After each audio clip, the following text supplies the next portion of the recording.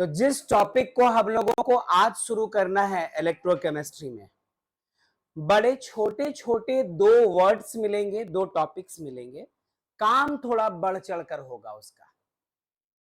Last class में जिक्र किया था कि इलेक्ट्रो आप इसलिए पढ़ो ताकि जब हम लोग फैराडेज लॉ पढ़ने जाए तो उस वक्त जो भी रिएक्शंस का जिक्र करे हमें उसका पता रहे कि एनोड पे क्या रिएक्शन हो रहा, कैथोड पे क्या रिएक्शन हो रहा, इस तरह की चीज। और लास्ट क्लास में ही हम लोगों ने बात शुरू कर दी थी इलेक्ट्रोलिसिस की, जिसकी शुरुआत सिंपल की थी। आपको कहा था दो रॉड्स ले लो, या तो एक्टिव मेटल्स के रॉड लो जो एक्टिव इलेक्ट्रोड कहलाएंगे, कॉपर के रॉड, आयरन के, सिल्वर के, या तो ये सब, या फिर आपको लेना होगा इनर्ट इलेक्ट्रोड, जिसमें प्लैटिनम की बात हुई थी, ग्रेफाइट की बात हुई थी। ये दो मोस्ट कॉमन इलेक्ट्रोड्स हैं जिसको हम लोग इनर्ट इलेक्ट्रोड के तौर पे देखा करते हैं। तो जरा धीरे धीरे शुरू करेंगे, अचानक से नहीं, डायरेक्ट ऐसा नहीं करेंगे कि हम लोग सीधे हेडिंग दे जाएं और सीधे सीधे आप लॉ लिखना शुरू कर दो और जो बात कही गई है उसको रटना शुरू कर दो। ये इंपॉर्टेंट है दो पॉइंट ऑफ व्यू से। होता ऐसा क्या कि जब पेपर बनाना होता है थोड़ा इजी उन लोगों को, तो डायरेक्टली वो कह देते कि state and explain Faraday's law of electrolysis in electrochemistry, ऐसा कह देते। और इस पर बेस्ड न्यूमेरिकल्स भी बड़े सिंपल, बड़े आसान, बड़े इजी होते हैं, क्योंकि पिछले क्लास में हम लोगों ने वो एक टिपिकल सा डिस्कशन किया। वो जो चीज है वो कभी एग्जाम में डायरेक्ट नहीं पूछते हैं वो लोग, लेकिन उसका यूज होता है तब जब आप फैराडेज लॉ ऑफ इलेक्ट्रोलिसिस की थ्योरी पढ़ रहे होते हैं या इन पर बेस्ड न्यूमेरिकल्स कर रहे होते हैं, ऐसी बातें आएंगी। तो थोड़ा ऊपर ऊपर यदि बात करें हम तुम, यदि ऊपर ऊपर बात करें तो याद करो लास्ट क्लास में हम लोगों ने एक लिया था ऐसा कंटेनर था, इसमें कोई इलेक्ट्रोलाइट ले लो। और इलेक्ट्रोलाइट किसको कहा था? Electrolytes are those substances which gives cations and anions either in molten state or in aqueous solution। नहीं बात करो, रिक्वेस्ट है ना? हाँ, तो हमें अभी नहीं पता कि इसमें कौन सा इलेक्ट्रोलाइट क्या है बच्चों, लेकिन यदि इसको आप इलेक्ट्रोलाइट कहते हो तो ये फिर प्लस और माइनस में ब्रेक होकर रहेगा, क्योंकि आपने इसका या तो एक्वस फॉर्म लिया है या फिर इसका मोल्टेन फॉर्म लिया है। अच्छा, और क्या बात थी इसमें? हम लोगों ने एक इलेक्ट्रोड ये ले लिया, दूसरा इलेक्ट्रोड ये ले लिया, और कहा कि इलेक्ट्रोकेमिकल सेल और इलेक्ट्रोलिटिक सेल, इसमें एक डिफरेंस है। चैप्टर की शुरुआत से ही इलेक्ट्रोकेमिकल सेल पढ़ते आ रहे हैं हम लोग, और उसमें आप बाहर से बैटरी नहीं लगाते थे, है ना? उसमें ऑक्सीडेशन अलग कंटेनर में, रिडक्शन अलग कंटेनर में, और बीच में एक वोल्टमीटर या अमीटर लगाते थे जिसके डिफ्लेक्शन को देखकर समझ में आता था कि केमिकल एनर्जी को हम लोगों ने इलेक्ट्रिकल एनर्जी में चेंज कर दिया। बट इसमें कहा था कि आपको करना क्या होगा कि एक बैटरी, एक सेल आपको खुद कनेक्ट करना पड़ेगा, और उसके बाद फिर अंदर जो होना है। तो ऐसे है हम लोग अभी सचमुच इलेक्ट्रोलाइट की तरह NaCl नहीं लेते, सचमुच MgCl2 नहीं लिया है, सचमुच AlCl3 नहीं लिया है, ना ही इसके इलेक्ट्रोड्स को प्लैटिनम इलेक्ट्रोड या ग्रेफाइट इलेक्ट्रोड डिसाइड किया। लास्ट क्लास में यह भी कहा था कि जब तक वो लोग ना कहे कि इलेक्ट्रोड कॉपर का है इलेक्ट्रोड सिल्वर का है, एक्टिव मेटल का है, जिंक का है, तब तक आपको अपनी ही मर्जी से जो इलेक्ट्रोड लेना है वो लेना होगा इनर्ट इलेक्ट्रोड, मोस्टली प्लैटिनम। जब वो बता दे कि इलेक्ट्रोड इस मेटल का है तो आपको फिर उस तरफ जाना होगा। ठीक है, अच्छी बात है। तो प्लैटिनम इलेक्ट्रोड है ऐसा माना, क्योंकि अभी तक कोई बात हुई नहीं है।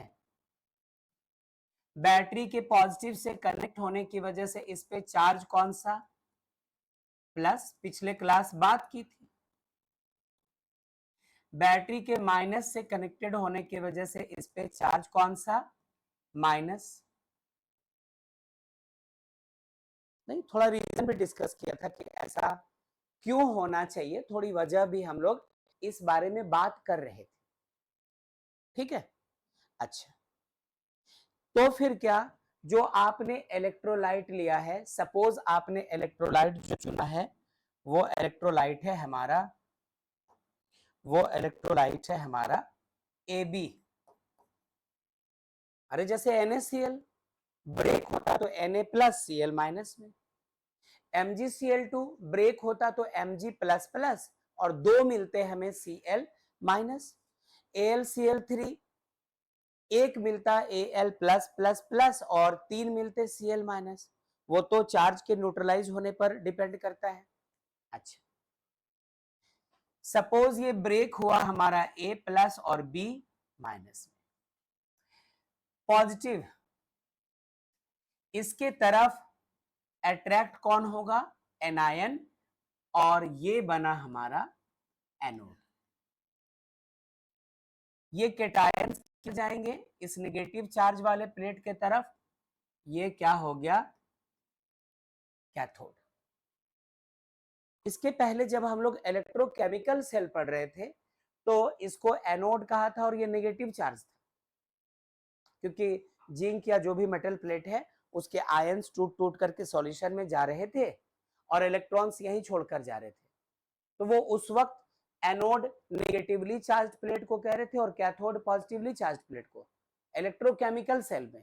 लेकिन अभी पिछले क्लास से जब से हम लोग यहाँ इलेक्ट्रोलिसिस की बात कर रहे हैं, इलेक्ट्रोलिटिक सेल की बात कर रहे हैं, तो आयुपैक ने ऐसा बोला कि भले ही इस पर चार्ज पॉजिटिव है लेकिन इसको एनोड बोलो। हम लोग मजबूर हो गए, भले ही इस पर नेगेटिव चार्ज है लेकिन इसको कैथोड बोलो, तो कोई ऑप्शन है नहीं, हम लोगों को उसी को ऑबे करना होता है।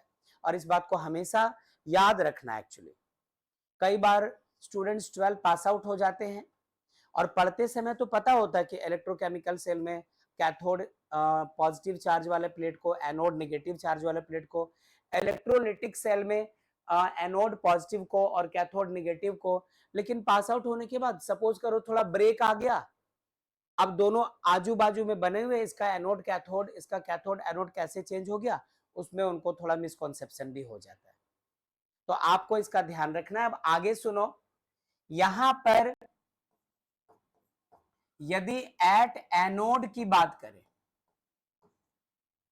तो क्या होगा, B माइनस यहां पहुंचेगा, अपने इलेक्ट्रॉन्स करेगा लॉस और खुद को कन्वर्ट कर लेगा B में, साथ में क्या हुआ, इलेक्ट्रॉन। और यदि कैथोड की बात करें, एट कैथोड यदि इसकी बात करें तो कैथोड पे क्या होगा, A प्लस पहुंचेगा, खोया हुआ इलेक्ट्रॉन पाएगा और A बन जाएगा। कुछ इस तरह की बात कर रहे थे, लेकिन पिछले क्लास में एग्जाम्पल लिया था NaCl का, MgCl2 वगैरह का। आज बस इसको ऐसे दिखाकर छोड़ दिया। अब मेरी बात सुनो, मान लो कि फिर से B और B आपस में कंबाइन होकर B2 गैस बना ले रहा है। पिछले क्लास में याद है Cl2 गैस बन रहा था, क्लोरीन एटम बना, वो प्राइमरी चेंज था, और दो क्लोरीन एटम्स आपस में कंबाइन होकर Cl2 गैस बना रहे थे। और एक तरफ क्या था कि हमारा सोडियम डिपॉजिट होता चला जा रहा था। तो यदि यहां पर A डिपॉजिट हो रहा है ये सॉलिड है, और बी के मिलने से B2 गैस बना है। तो देखो गौर से, कैथोड पे हमारा मेटल डिपॉजिट हो रहा है। यदि आपने NaCl लिया है तो सोडियम यहां इकट्ठा होता जाएगा। यदि आपने MgCl2 लिया था तो मैग्नीशियम की परत जमती जाएगी। यदि AlCl3 लिया था तो एल्यूमिनियम का लेयर तैयार होता जाएगा। मतलब कैथोड पे मेटल्स डिपॉजिट हो गए। एक बात ये हो गई। वहीं दूसरी तरफ एनोड की बात करो, NaCl है तो Cl2 गैस यहां पर भुड़ुक भुड़ुक भुड़ुक करके निकल रहा होगा। यदि MgCl2 है तब भी क्लोरीन गैस गुलुप गुलुप गुलुप गुलुप करके निकल रहा होगा। यदि AlCl3 है तब भी Cl2 गैस निकल रहा होगा। बोलो नौशीन हाँ कि ना? हाँ कहा है नौशीन ने। तो आप समझो कि एनोड पे क्या हो रहा है? गैस लिबरेट हो रहा है। क्योंकि यहां पर बी की बात थी तो B2 गैस लिबरेट हो रहा है। और कैथोड पे क्या हो रहा है? ये सॉलिड, ये मेटल है ना, जो भी मेटल है वो क्या हो रहा है? डिपॉजिट। मेटल की परत बनती जा रही है कैथोड पे, और एनोड पे गैस रिलीज होता जा रहा है। क्या यहां तक ठीक? अच्छा, इसी बारे में हम लोगों को फैराडे साहब ने अपने तरह तरह के एक्सपेरिमेंट के बेसिस पर फाइनल जो एक्सपेरिमेंट था, जिसमें उनको कोई कमी कोई कसर नहीं दिखाई पड़ी, लॉ दिया जिसको हम लोग फैराडेज लॉ ऑफ इलेक्ट्रोलिसिस कहते हैं। 4-4 लाइन के 2 लॉज है, दोनों पढ़ेंगे, क्लास खत्म। बस इतना ही पढ़ना है आज। लेकिन 4-4 लाइन के हर एक वर्ड में कुछ बात छिपी होगी, तो वो भी देखना पड़ेगा। हर लाइन क्या बताने की कोशिश कर रहा वो भी देखना होगा। तो ऐसी बात है, सुनना जरा, सुनना। क्या टॉपिक है हमारा? Topic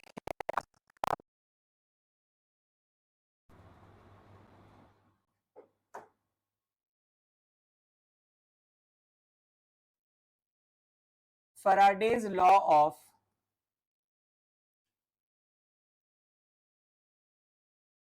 electrolysis.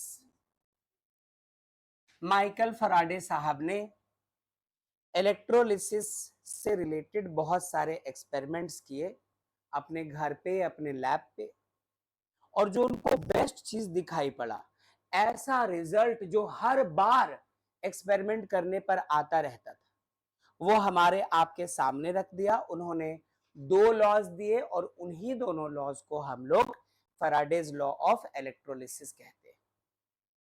तो आज फ्राइडे है, इसका ये मतलब नहीं कि दिन के हिसाब से ये लॉ पढ़ा रहे हैं।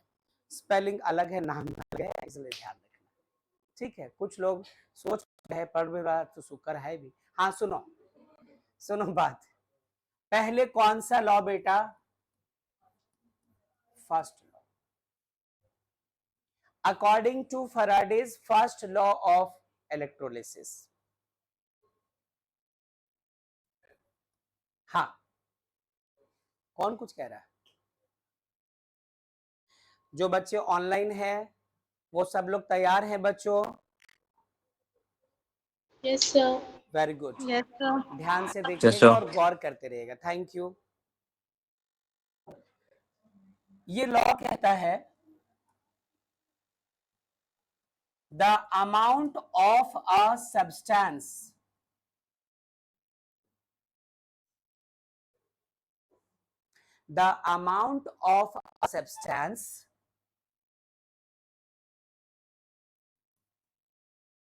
डिपॉजिटेड, या फिर कह दीजिए और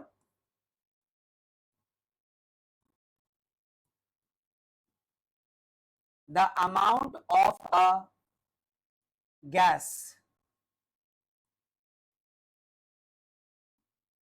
लिबरेटेड, लिबरेट होना मतलब निकलना है ना, कहीं से कोई गैस लिबरेट हो रही है मतलब वहां पर बनी बनी होगी या कहीं से आई होगी वो गैस और वहां से वो निकलना शुरू कर देगी।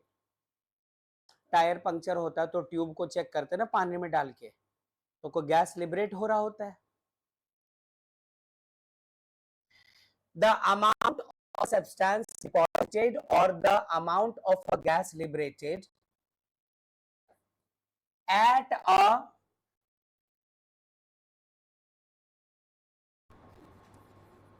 पर्टिकुलर इलेक्ट्रोड, चाहे वो एनोड पे हो रहा हो या फिर कैथोड पे हो रहा हो, amount of a gas liberated at a particular electrode, और ऐसा कब होगा? During the process of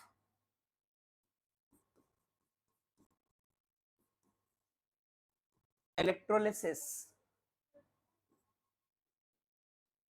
is directly proportional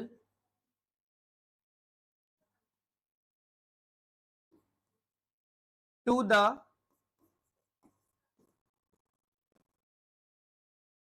amount of electric charge, जिसको हम लोग एनर्जी भी बोल सकते हैं। कुछ बात हो रही है आप लोगों में, मुद्दा क्या है?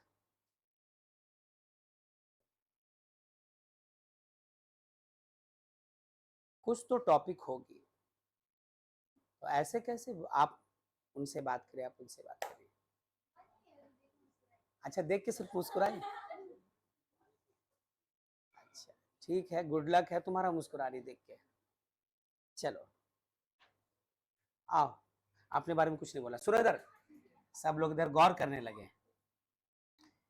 Amount of electric charge passing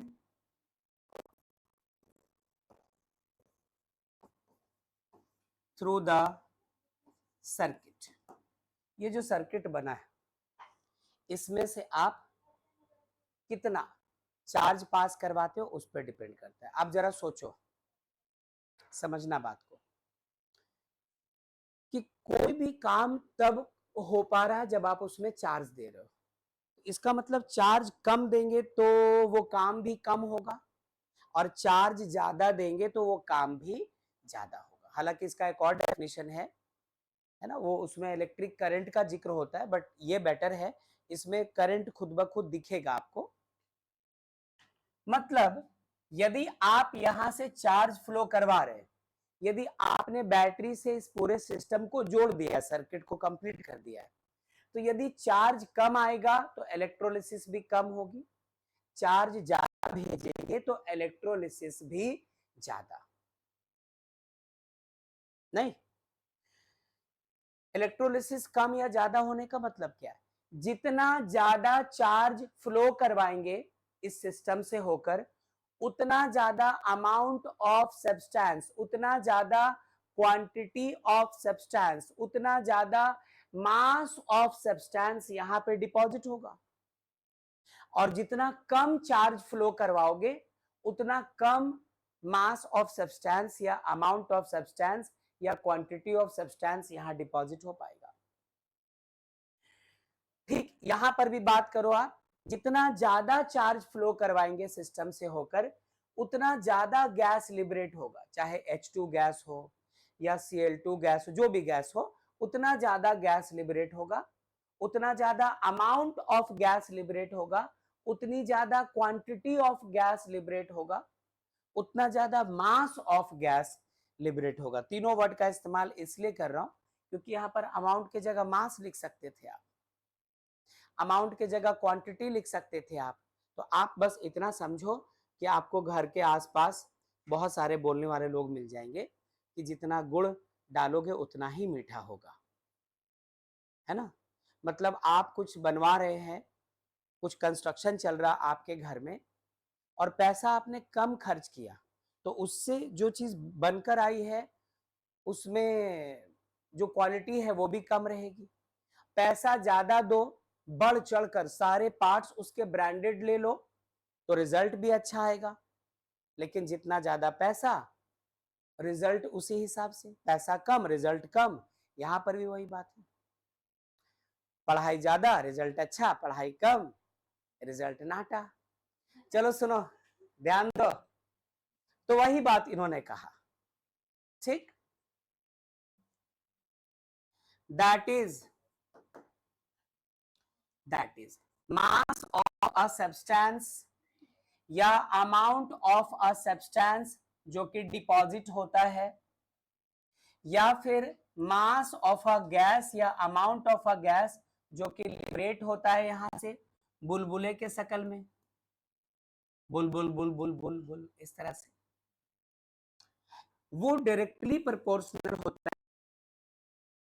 जो बैटरी आपने जोड़ा है, जो इनपुट लगाया है सोर्स, वो जितना ज्यादा चार्ज सप्लाई करेगा उतना ज्यादा अमाउंट ऑफ मास डिपॉजिट होगा, उतनी ज्यादा क्वांटिटी ऑफ गैस लिबरेट होगी अपने अपने इलेक्ट्रोड्स पे, जहां पे उनको डिपॉजिट या लिबरेट होना है उसकी बात है, ठीक है।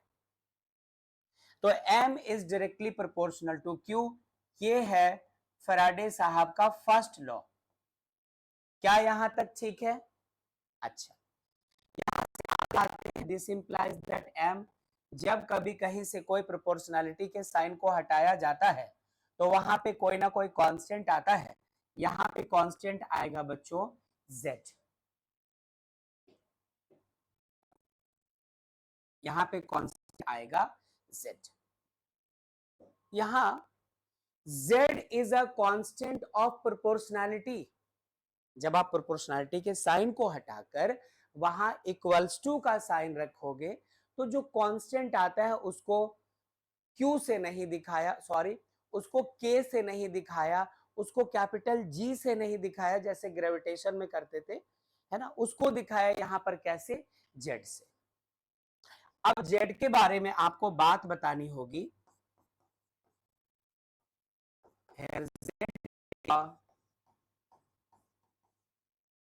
Constant of proportionality and known as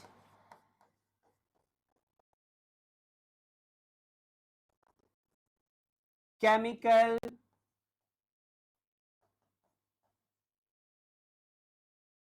equivalent. Shortcut में इसको E.C.E देते हैं। इलेक्ट्रो का E, केमिकल का C, इक्विवेलेंट का E, इलेक्ट्रोकेमिकल इक्विवेलेंट। अब इस बात करनी होगी कि ये चीज क्या होती है, आप इसको सिर्फ नाम देकर नहीं जा सकते हैं। तो अब फैराडेज लॉ सिर्फ यही तो कह रहा है कि यदि आप चाहते हैं कि जो सब्सटेंस डिपॉजिट हो रहा कैथोड पे वो ज्यादा से ज्यादा डिपॉजिट, जो गैस लिबरेट हो रही है एनोड पे वो ज्यादा से ज्यादा लिबरेट हो, तो आपको इस बैटरी से इस सर्किट में चार्ज ज्यादा भेजना पड़ेगा। आप चाहते हैं कि कम हो ऐसा तो चार्ज कम भेजना पड़ेगा। M equals to ZQ. Z is a constant and it is known as electrochemical equivalent EC. ठीक है, this implies that यदि हमें Z पता करने की जरूरत पड़ जाए तो M by Q कह सकते हैं। इस M के नीचे क्या ले आ सकते हैं? Q। यदि Z को डिफाइन करने की बारी आ जाए, मैं दो तरह से डिफाइन करवाऊंगा Z को, एक अभी और एक अभी इसके बाद वाले स्लाइड में। तो पहले अभी जो मिल रहा वो देखना। अपना बेंच पे बैठो, एक बेंच का पैसा दे रहे हो, दो बेंच पे बैठ रहे हो, चलो मार खाओ। चलो सुनो, सागर का फी हम लोग सागर वाला जगह हटाओ। हाँ ध्यान दीजिए, गौर कीजिएगा प्लीज, प्लीज ध्यान देना। आपने Q इक्वल्स टू 1 कूलम ले लिया, अरे Z equal to M by Q हुआ है। आप क्या करो, Q को 1 कूलम फिक्स कर दो। तो जैसे ही Q को 1 कूलम ले लेंगे तो हमारा Z इक्वल्स टू क्या हो जाएगा, M हो जाएगा। यहां से देखो आप Z को डिफाइन कर सकते हो कि hence electrochemical equivalent is equals to the mass of substance deposited at an electrode कब, when 1 coulomb of charge is being flown through the circuit, through the system। एक डेफिनेशन यहां से मिल जाएगा। ठहरो जरा, ठहरिए।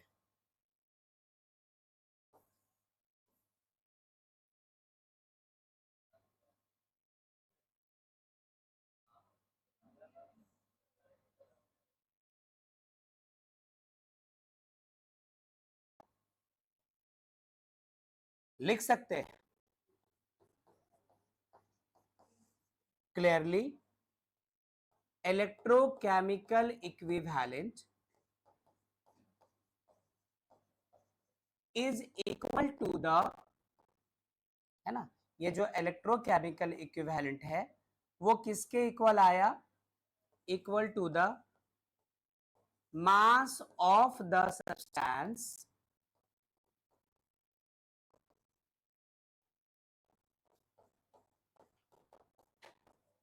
deposited कब,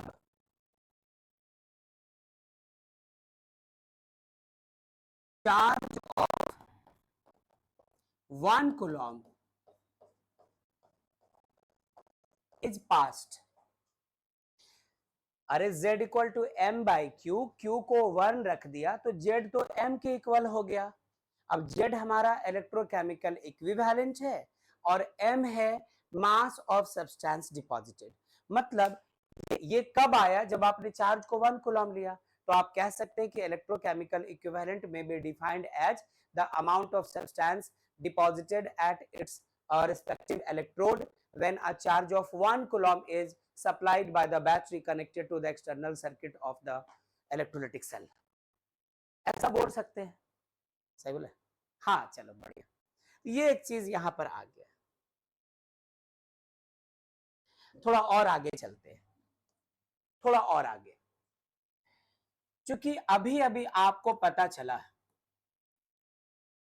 कि M equals to Z time, class 10 में आपको पहले से पता चल गया Q इक्वल्स टू क्या होता है, Q इक्वल्स टू क्या होता है, I times T। Class 10 chapter current electricity, जिसमें आप इलेक्ट्रिक करंट को डिफाइन किया करते थे। इलेक्ट्रिक करंट को कैसे डिफाइन करते थे, the rate of flow of charge through a circuit या conductor is called electric current. The charge flown through a circuit per unit time is called electric current. अरे ये नहीं पढ़ा करते थे, I equals to Q by T, है ना।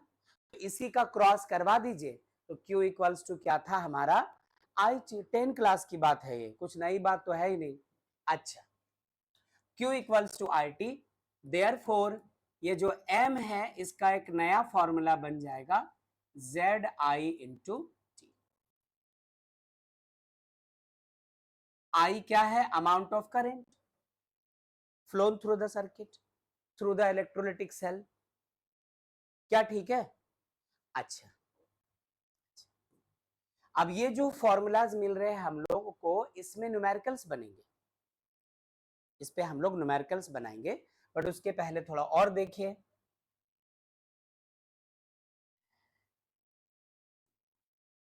If I equals to 1 ampere and T equals to कितना ले लो, 1 सेकेंड। करंट ले लिया 1 एम्पियर और टाइम ले लिया है कितना, 1 सेकेंड। फिर से इसी E को डिफाइन करेंगे, दोनों सही है, आप एग्जाम में कुछ भी लिख सकते हैं, कोई बात। तो ए आई करंट 1 एम्पियर और टाइम 1 सेकेंड, तो फिर से कैसा होगा, m equal to,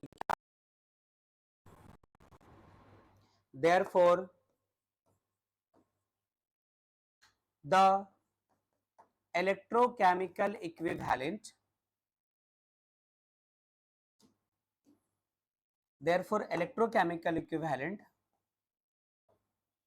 can also be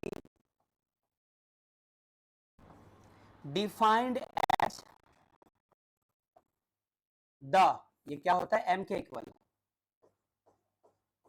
the mass of a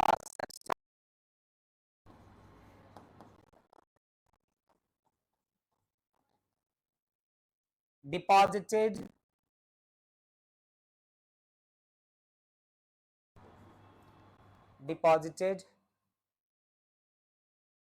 at an electrode, किसका,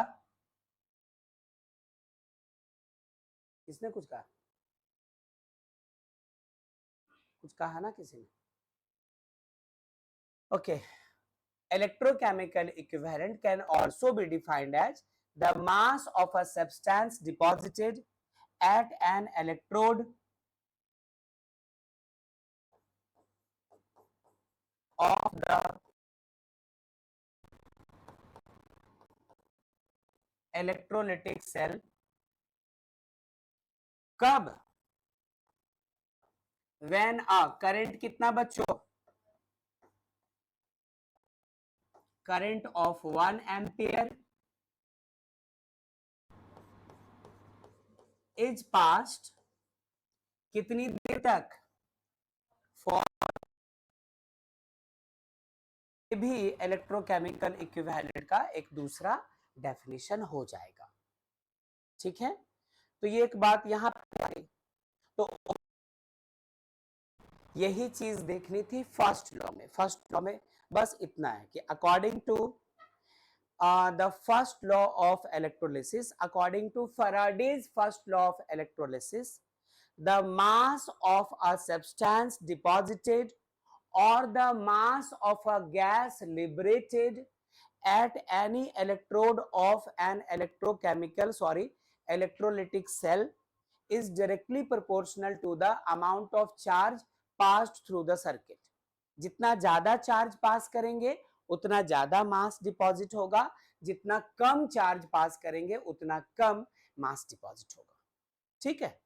तो ये इसका था क्या, फर्स्ट लॉ। फर्स्ट लॉ में हम लोगों को इतना ही देखना है। तो आप करो क्या कि इसको जरा नोट कर लो यहां तक, फिर हम लोग सेकेंड लॉ की बात करेंगे, उसके बाद फिर इस पर न्यूमेरिकल्स वगैरह की बात चलेगी। जो बच्चे ऑनलाइन है दीजिए आवाज। Yes sir. Very good.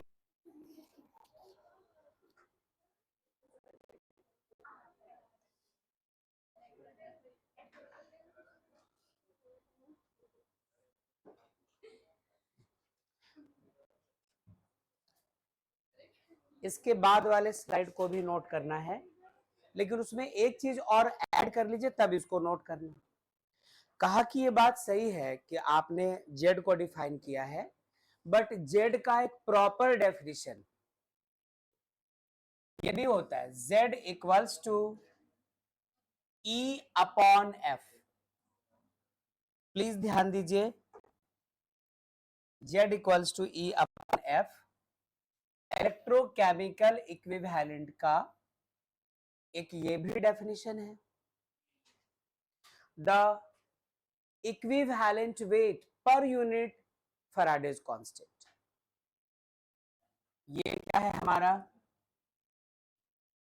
Equivalent weight. ये क्या है सोना,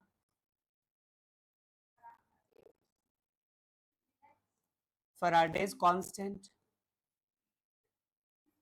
इसका वैल्यू कितना होता था, 96500 कूलॉम। और ये आता कैसे था, किसको कहते थे Faraday's constant, the charge on 1 mole of electrons.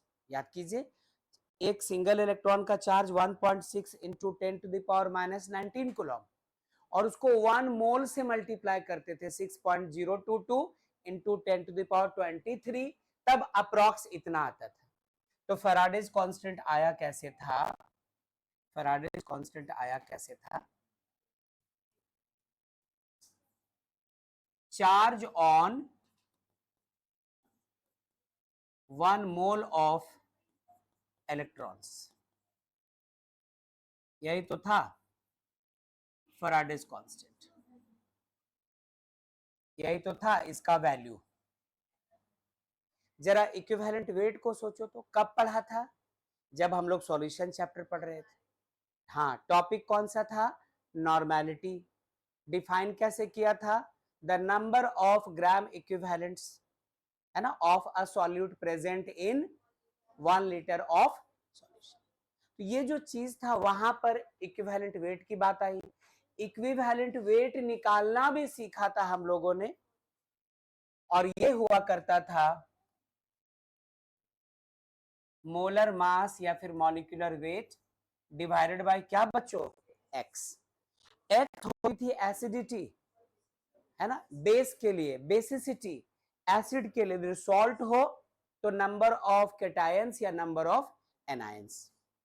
तो मैं उम्मीद ये रखूंगा कि सॉल्यूशन चैप्टर में हम लोग पर टाइम देकर आ रहे हैं, तो आपको ये चीज पता हो, इक्विवेलेंट वेट का आपको कैलकुलेशन करना पड़ेगा बार बार, है ना, तब आगे जा सकेंगे।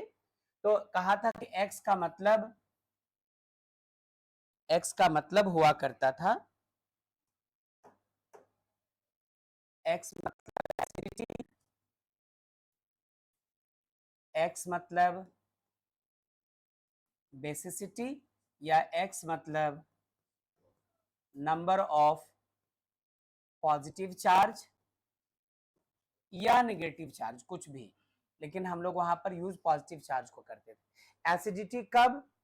जब हम लोग बात करते हैं किसी बेस के बारे में। बेसिसिटी कब? जब एसिड की बात हो रही होती है, और सॉल्ट के केस में जितने कैटायंस या जितने एनायंस मिलते थे वो लेते थे। इस पर पूरा क्लास लगाया था, 2 या 3 क्लास हम लोग इसी के बारे में बात कर रहे थे, तो आज उसका जिक्र आया है। और हमेशा बोलता रहता हूं, जो आज पढ़ रहे हो वो आपको इन फ्यूचर मिलेगा दोबारा। तो आपके रिवीजन का जो लेवल है उस पर डिपेंड करता है, और टॉपिक आपका मिसिंग ना रहे, ये एक बात हो जाती है। तो फिलहाल आप इसको भी नोट कर लो, एंड देन हम लोग चलते हैं सेकेंड लॉ को पढ़ने के लिए, फिर न्यूमेरिकल्स की बारी आएगी। तो इसको नोट कर लो, सेकेंड स्लाइड। जो बच्चे ऑनलाइन है आवाज दीजिए प्लीज।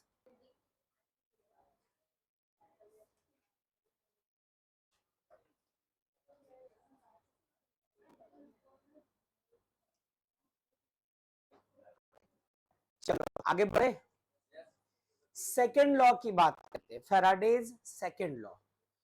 उसको भी हम लोग स्टेट बाद में करेंगे, पहले एक सिस्टम देखिए, और उसमें जो जो चीजें हो रही हैं उसको पहले एक्सेप्ट कर लो, तो फिर हम लोग चलेंगे सेकेंड लॉ में बोलता वो समझने के लिए। सुनना सुनना, ऐसा करो इस कि आपके पास ये एक कंटेनर, और इसमें कोई एक इलेक्ट्रोलाइट है, और कोई इलेक्ट्रोड भी है,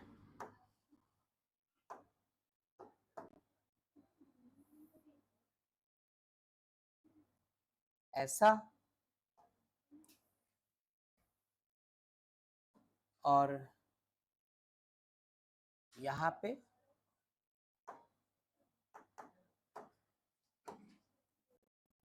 और एक नहीं बल्कि हम लोगों ने ऐसे 2 सिस्टम्स तैयार किए, ऐसे 2 सिस्टम्स तैयार किए, है ना।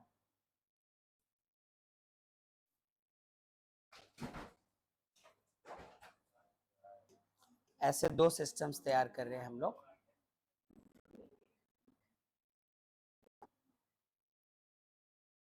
दोनों ही कंटेनर में कोई ना कोई इलेक्ट्रोलाइट, सपोज इसमें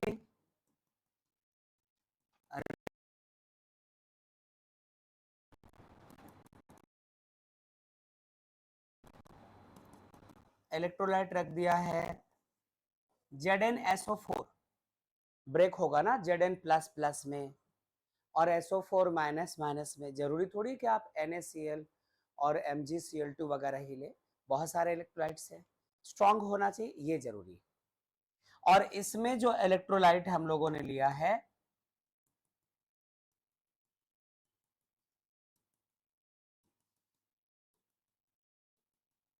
वो सपोज करो CuSO4। एक बैटरी कनेक्ट की गई है,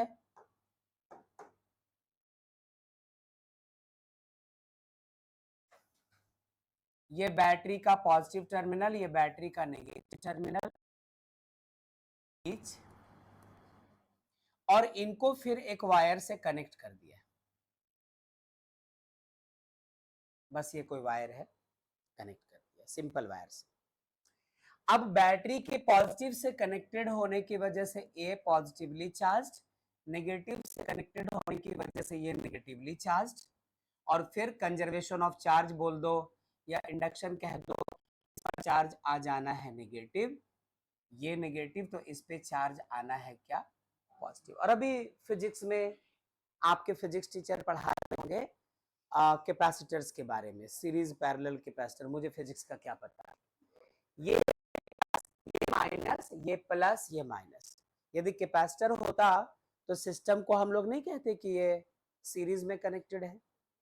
अच्छा, तो ये एक्चुअली ये दोनों सिस्टम यहाँ पे सीरीज में कनेक्टेड है। सेम अमाउंट ऑफ चार्ज यहाँ से ऐसे, यहाँ से ऐसे, यहाँ से ऐसे ऐसे। हम लोग चाहते भी वही थे कि दोनों ही इलेक्ट्रोलाइट से होकर, दोनों अलग अलग इलेक्ट्रोलाइट्स हैं और दोनों इलेक्ट्रोलाइट से होकर सेम क्वांटिटी ऑफ चार्ज पास करवाए। ठीक है, तो फर्स्ट लॉ में जो आपने सीखा वो अप्लाई कर दो, सेकेंड लॉ आ जाएगा। वो सेकेंड लॉ के लिए ज्यादा दिमाग नहीं लगाना पड़ा था। फर्स्ट लॉ जैसे पता हुआ उसमें थोड़ा सा ऑल्ट्रेशन किया, चीजें थोड़ी सी बदली गई और सेकेंड लॉ हम लोगों को मिल गया। लेकिन ये 4 घंटा में नहीं हुआ है ना, 3 साल 4 साल। हाँ, जरा यहां देखना, जरा यहां देखना। अब इसमें मास ऑफ जिंक जो लिबरेट होगा वो डायरेक्टली प्रोपोर्शनल होगा अमाउंट ऑफ चार्ज के। और यहां पे मास ऑफ कॉपर जो लिबरेट होगा वो डायरेक्टली प्रोपोर्शनल होगा अमाउंट ऑफ चार्ज के। सवाल ये आता है, क्या हम लोग Q1 और Q2 लिख दे चार्ज के जगह? नहीं, क्योंकि बैटरी तो एक ही और दोनों को सीरीज में कनेक्ट कर दिया है। तो अभी फिजिक्स में भी तो पढ़ रहे होंगे आप, यदि सीरीज में कनेक्टेड हो तो चार्ज सेम फ्लो करता है, वो कैपेसिटर का केस है, ये यहाँ पर इलेक्ट्रोलाइट का केस है। तो दोनों इलेक्ट्रोलाइट्स आपस में सीरीज में कनेक्टेड होने की वजह से, सेम बैटरी से कनेक्टेड होने के कारण जितना चार्ज इससे फ्लो करेगा उतना ही चार्ज इससे फ्लो करेगा। जो बच्चे ऑनलाइन है आवाज दे दो एक बार। Yes, sir. Good, Yes, sir. Thank you, Yes, sir. Thank you. This implies that mass of zinc deposited is equals to ZQ। इस तरफ भी लिखा mass of copper deposited equals to क्या, ZQ। और अभी थोड़ी देर पहले आपको मैंने Z का एक और डेफिनेशन डिस्कस किया, E by F। E क्या होता है? इक्विवेलेंट वेट, और F है Faraday constant. This mass of zinc equals to equivalent weight of zinc upon Faraday constant multiplied by Q। Copper की बात करो तो mass of copper deposited equals to equivalent weight of copper upon Faraday constant multiplied by क्या, Q। ऐतराज कोई? मुझे भी नहीं है। अब इसको कह दिया इक्वेशन 1 और इसको कह दिया इक्वेशन, दोनों, ताकि F और F जो दोनों में आ रहा है, ऐसा नहीं ना कि यहाँ पर F के जगह फैराडे कांस्टेंट फॉर जिंक लिखेंगे आप और यहाँ पे फैराडे कांस्टेंट ऑफ कॉपर लिखेंगे। फैराडे कांस्टेंट तो फैराडे कांस्टेंट है। अरे डेफिनेट का मतलब क्या होता है?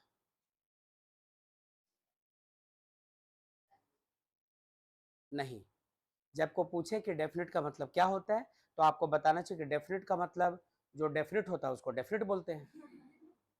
तो फिर सामने वाला चिढ़कर अरे तो डेफिनेट का मतलब क्या हुआ, बोला भैया डेफिनेट मतलब डेफिनेट। ये सीन है, आपको पता है गैंग्स ऑफ वासेपुर में। हाँ तो चलो, हाँ तो डेफिनेट में कैसे आ गए, क्या बात कर रहे थे? फैराडेज कांस्टेंट फिक्स है, नाम के साथ कांस्टेंट लिखिस है। अब जो कांस्टेंट है वो कांस्टेंट है, वो मेटल टू मेटल, यहाँ पर फैराडे कांस्टेंट तो वैरी नहीं कर सकता है, इलेक्ट्रॉन तो सेम होता है और एवोगाड्रो नंबर सेम होता है, दोनों का प्रोडक्ट भी हमेशा सेम होगा। अच्छा, अब ऐसा करो कि इक्वेशन 1 को आप डिवाइड कर दो इक्वेशन 2 से। इक्वेशन 1 का एलएचएस क्या हुआ? Mass of zinc liberated. Equation 2 का एलएचएस क्या हुआ? Mass of copper liberated equals to equivalent weight of zinc into Q divided by F, और उसको डिवाइड करना होगा क्यू डिवाइडेड बाय एफ। जो लोग जा रहे हैं उनको भेज दीजिए, क्यू से क्यू कैंसिल्ड और एफ से एफ कैंसिल्ड। तो अल्टीमेटली हम लोगों को क्या कुछ मिलेगा कि m of copper equivalent weight of zinc upon equivalent weight of copper, यही है सेकेंड लॉ, यही सेकेंड लॉ। बैठे रहे।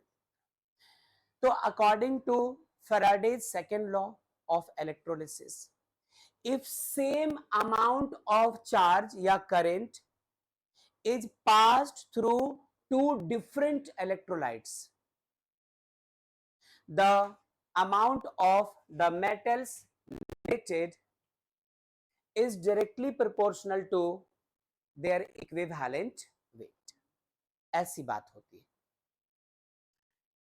इसका मतलब आप ऐसा कह सकते हैं सिंपली, देखो ना, ऊपर मास ऑफ जिंक तो ऊपर इक्विवेलेंट वेट भी जिंक का है, नीचे मास ऑफ कॉपर तो नीचे इक्विवेलेंट वेट भी किसका है? कॉपर का। डायरेक्टली प्रोपोर्शनल हो गया। यदि ये ऊपर नीचे होता तो इनवर्सली प्रोपोर्शनल की बात होती। मतलब mass of a substance deposited is directly proportional to equivalent weight. या फिर आपने यहां पर जिंक और कॉपर की बात की, आपको नहीं पता होता, आप इसमें मेटल 1 इसमें मेटल 2 रखते तो उसका इक्विवेलेंट वेट भी E1 और होता, तो फॉर्मूले का चेहरा हमारा कुछ ऐसा हो सकता था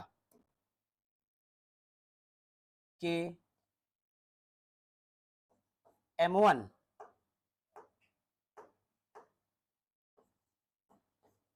by M2 equals to E1 by E2। पता नहीं फॉर्मूले में न्यूमेरिकल्स बनाते समय हम लोग इसको किस किस चेहरे में यूज करेंगे, लेकिन फिलहाल बात इतनी है। ठीक है, तो आप ऐसा करो, पहले हेडिंग लगा दीजिए Faraday's second law of electrolysis, या सिर्फ सेकेंड लॉ लिख दो। लिखिए बच्चों, है ना, लगा दो सेकेंड लॉ, और सेकेंड लॉ को थोड़ा लिख डालो आप, सेकेंड लॉ को लिख दो।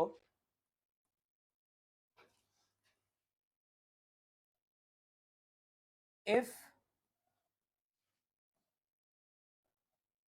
सेम अमाउंट ऑफ चार्ज या current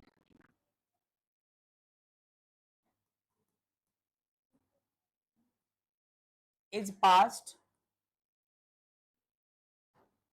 through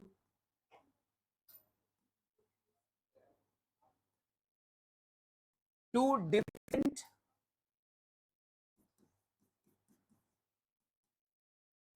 electrolytes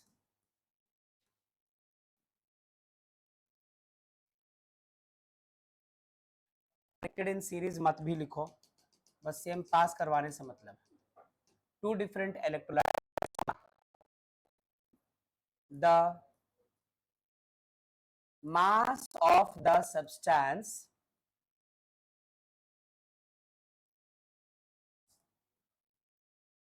deposited is directly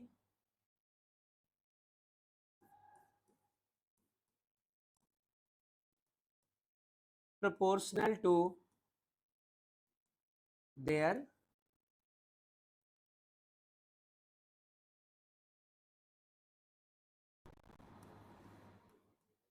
बस। और उसके बाद ये सारा डायग्राम आप नोट कर लीजिए, सारा कैलकुलेशन आप नोट कर लो। यहाँ पे इसके दोनों जो स्टेटमेंट्स थे वो हम लोग कर चुके हैं। तो थ्योरी का सेक्शन हो चुका है, तो हम लोग इस पर न्यूमेरिकल्स लगाएंगे, लेकिन अगले क्लास। आज क्लास छोटी रहेगी, तो आज की क्लास यहीं तक। जिनका नोट हो चुका है, नहीं हो चुका है, नोट कर लीजिए।